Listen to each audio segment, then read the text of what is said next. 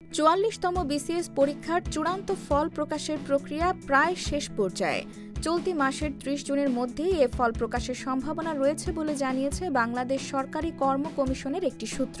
তবে অতিরিক্ত প্রায় ৪০০টি ক্যাডার পদ সংযোজনের বিষয়ে চূড়ান্ত অনুমোদন পেতে কিছুটা সময় লাগতে পারে।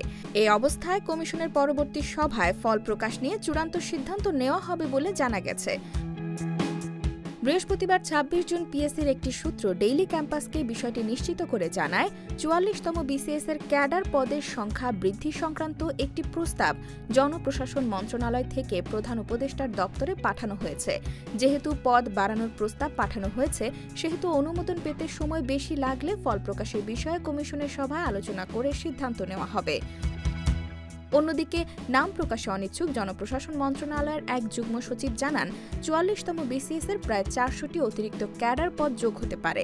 এর মধ্যে শিক্ষা, কর, মৎস্য এবং পরিবার পরিকল্পনা ক্যাডার উল্লেখযোগ্য।